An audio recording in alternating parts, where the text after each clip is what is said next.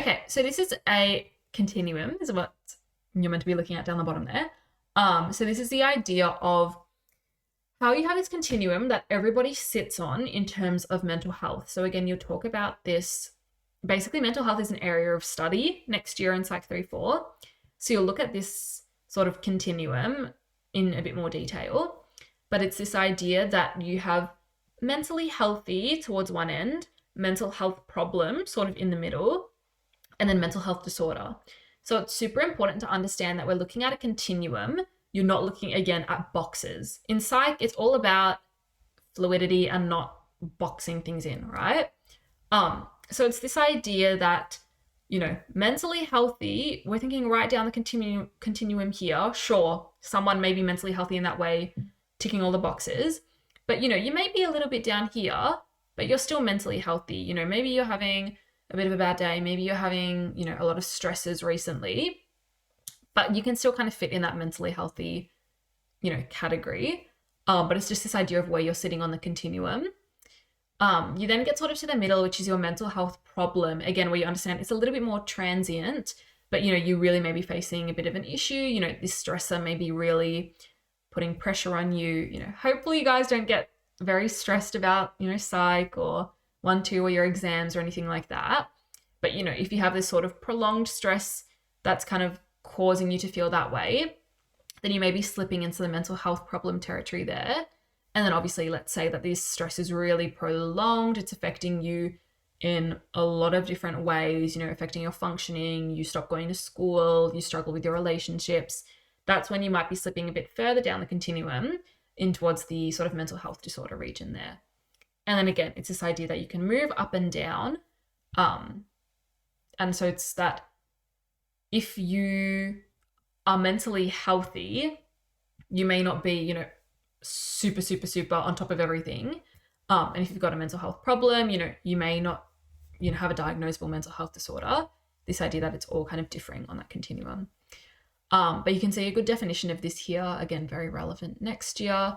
But we're thinking about coping with the demands of life, being able to work productively, being able to manage, your daily tasks, contribute to society, interact with people as well. That's what we kind of class. So it's a very, again, kind of multifaceted thing. Okay, so that is essentially the stuff on development. We'll have a little look at these practice questions. So the key assumption, we'll kind of walk through them together, but have a think about it as we discuss them. So the key assumption underlying the biopsychosocial framework is that psychologists alone cannot diagnose mental illness. So again, whether that's true or not, I don't want to talk about, strategy and stuff too much, but even if you can't rule something out as 100% incorrect, it doesn't mean that it's going to be the right answer. So like psychologists alone cannot diagnose mental illness. You don't really know about it. I mean, the answer is no, but as in like psychologists alone can diagnose mental illness.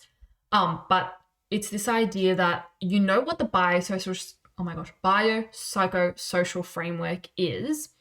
And so even if this is true, like let's say like, oh yeah, it's true, it's not the key assumption. So it doesn't even matter if like, oh, is this true? Is it not? Like, what do I know about diagnosing mental illness? It's this idea that the biopsychosocial framework, this isn't really part of that. B, factors from several domains may combine to influence mental health. Yep, sounding pretty good. Social factors are more important than psychological factors. Not true. Remember, we talked about how they influence each other equally. So for the same reason, D is incorrect. Okay. In humans and animals, the timing of an experience can significantly influence the learning that takes place. Explain how a sensitive period in brain development differs from a critical period. Give an example of each. So you can see this is 3 marks. So it may be that I would probably say it's 2 marks for explaining how a sensitive period in brain development differs from a critical period. And then 1 mark for an example, probably. Maybe the other way around, but that's what I would kind of put it as.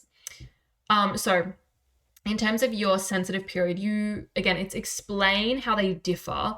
So a really, really important point here, and remember this for your SACs and for exams, if it asks for a difference or how something differs, you have to clearly draw a comparison between them. You can't just be like, sensitive period is this, critical period is this. It's asking you to explain how it differs. So a sensitive period is this, whereas a critical period is this, highlighting the similarities and the differences.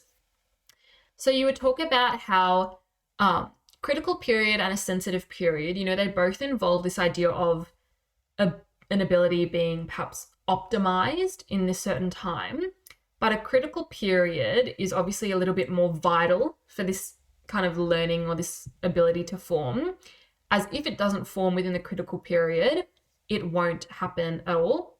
The individual is unable to ever form that ability. Whereas a sensitive period, basically it's easier to form that ability, but it's not vital. So they can still develop this ability later, past the sensitive period. It'll just be a little bit harder. It'll just take a little bit longer. So your examples, the ones in our slide, we're talking about imprinting and learning a language.